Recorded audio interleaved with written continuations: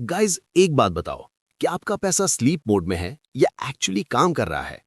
Inflation is sitting at 6 to 7% और अगर आपका पैसा सेविंग्स अकाउंट में 3% इंटरेस्ट दे रहा है या फिक्स डिपॉजिट में 5 to 6% से ग्रो कर रहा है, तो टेक्निकली आप गरीब हो रहे हो।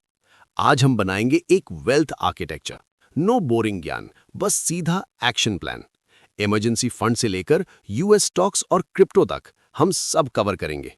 और वीडियो के एंड में I will share the age rule कि किस उम्र में कितना रिस्क लेना चाहिए। वेदर यू आर 20 और 50, ये रोड मैप आपके लिए है। हम इसमें टैक्सेशन पार्ट कवर नहीं करेंगे, वो एक अलग से वीडियो होगा to explain it taxation on your investments. तो नोटबुक निकाल लो, क्योंकि आज हम पैसा बनाएंगे नहीं, वेल्थ क्रिएट करेंगे। Let's start. सबसे पहले let's secure the fortress. Life में कभी भी इमरजेंसी आ सकती है, जैसे कि जॉब लॉस या मेडिकल इश्यूज।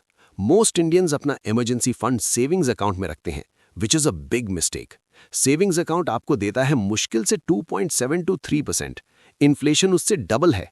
और इवन एफडी के भी अपने नुकसान हैं, जैसे high taxation and premature withdrawal penalty वगैरह। इसका सोल्यूशन, लिक्विड फंड्स या ओवरनाइट फंड्स।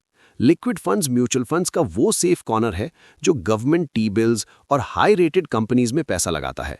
ये कुछ लिक्विड म्यूचुअल फंड्स हैं जो आप आपके परचेज के लिए कंसिडर कर सकते हैं। डिस्क्लेमर, ये कोई रिकमेंडेशन नहीं है, जस्ट एजुकेशनल पर्पस के लिए है। आप खुद एनालाइज करके या अपने फाइनेंशियल एडवाइजर से डिस्कस करके इन्वेस्ट कर सकते हैं। इसमें आपको सेविंग्स अकाउंट से बेहतर रिटर्न्स मिलते हैं, अराउंड 6.5 to 7.2%। आप यहां देख सकते हैं, ये सारे लिक्विड फंड्स ने लास्ट 5 इयर्स में अप्रॉक्स 6.5% तक रिटर्न दिया है।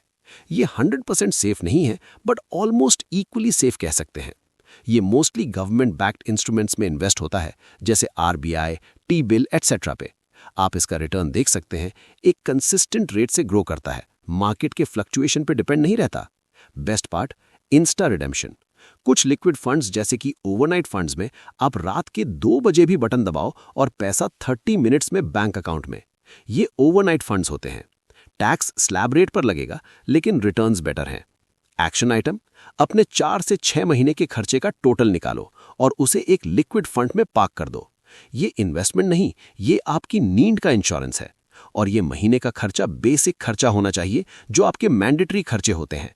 So your emergency fund investment is sorted.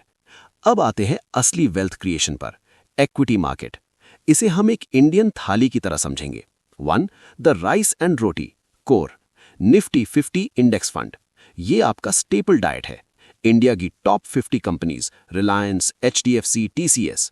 यहां हम कोई हीरो फंड मैनेजर नहीं ढूंढेंगे।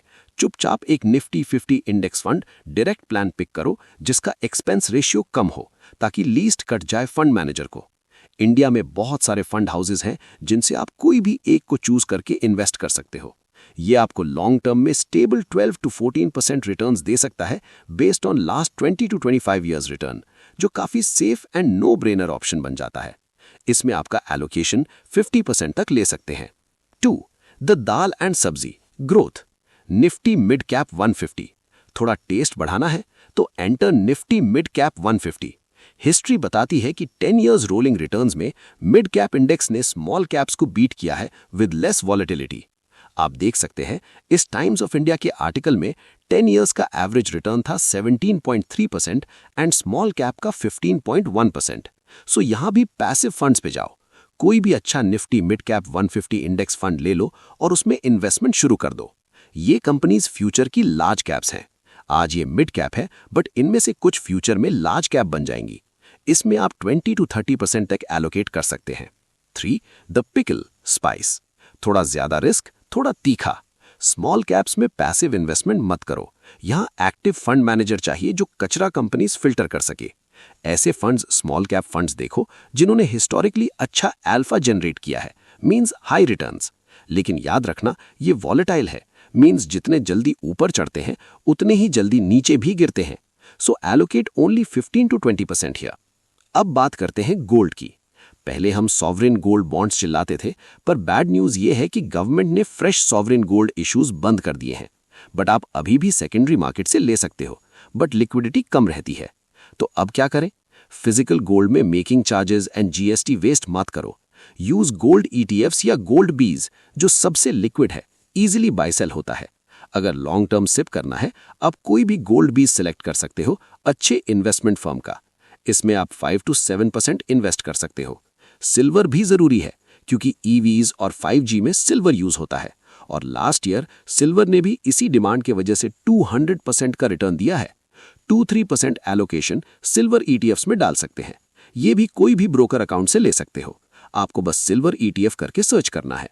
अब बढ़ते हैं आगे। सिर्फ इंडिया में इन्वेस्ट करके हम सिंगल कंट्री रिस्क ले रहे हैं। हमें गूगल, माइक्रोसॉफ्ट और एनवीडिया जैसी ग्लोबल कंपनीज का ग्रोथ भी चाहिए।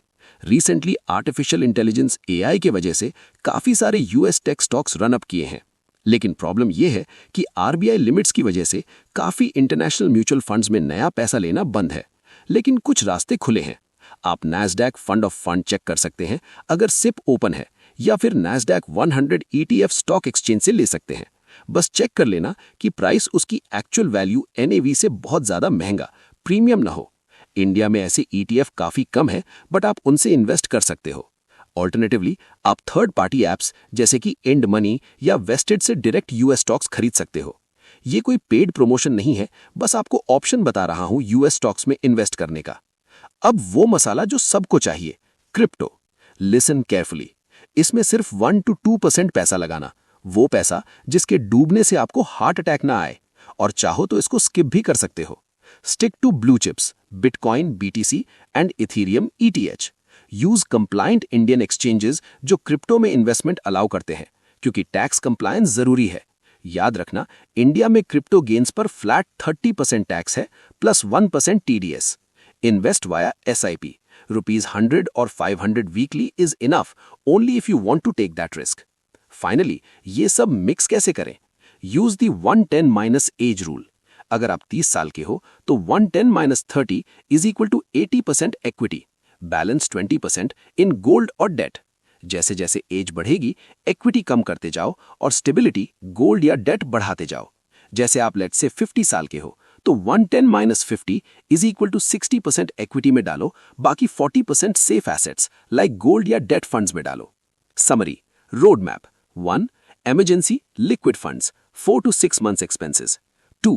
Equity, Nifty 50 plus mid cap 150 plus small cap via SIP based on the age rule calculation.